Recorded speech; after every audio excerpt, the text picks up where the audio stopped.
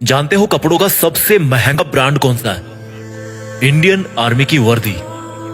देश के गद्दारों को ऊपर वाला भले ही माफ कर दे, लेकिन एक फौजी किसी भी कीमत पे, यहां तक कि अपनी जान की कीमत पे भी उसको कभी माफ नहीं कर सकता।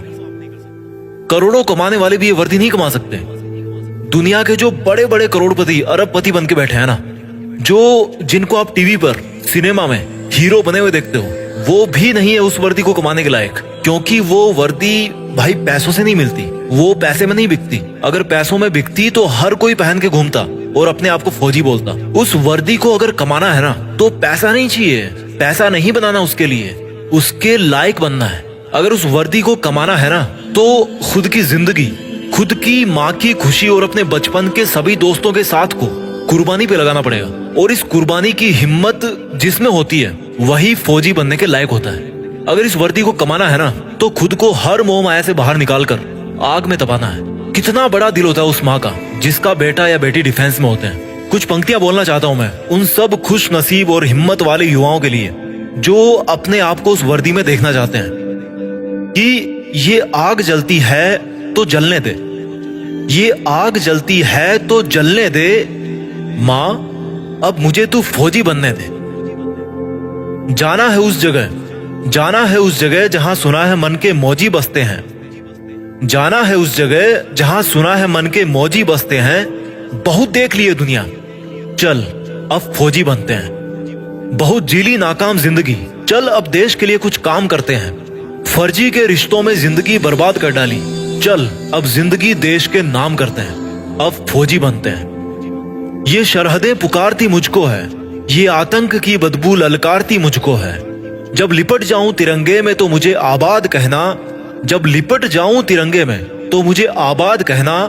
मेरी माँ पल्लू में छिपी हंसी तेरी बहुत प्यारी है, मेरी माँ पल्लू में छिपी तेरी हंसी बहुत प्यारी है। जब लिपट जाऊं तिरंगे में तो मुझे आबाद कहना, मेरी माँ पल्लू में छिपी हंसी तेरी बहुत प्यारी है। इसलिए मुस्कुराते हुए अपने लाल को गुड बाय कहना।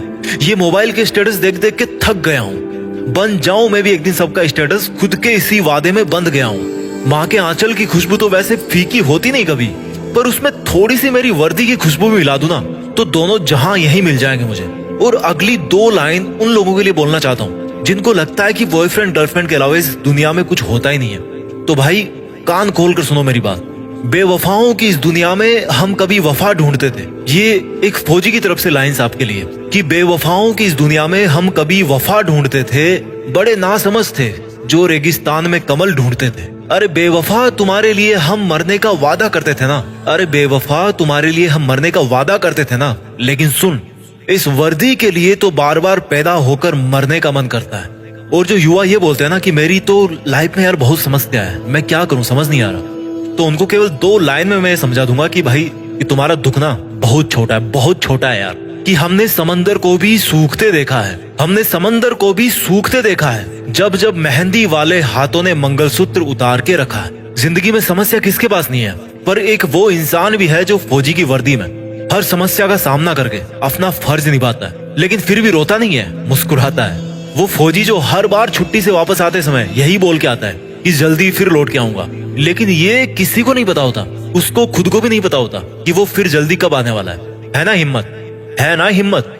मैं जीत फिक्स के मंच से उन सभी फौजी भाइयों को सलाम करता हूँ और उन पोटेंशियल यूथ को मोटिवेट करना चाहता हूँ जो फौज में भर्ती होने का सपना अपने मन में ठान चुके हैं। क्योंकि दुनिया में देश का नाम करने का इससे बेहतर कोई दूसरा तरीका नहीं हो सकता। मैं सैल्यूट मारता हूँ फौजियों को जो एकमात्र रियल हीरो है इस कंट्री के। फौजी एक तरह के हीरो नहीं है, वो एकमात्र रियल हीरो है। सैल्यूट। जय हिंद, वंदे मातरम।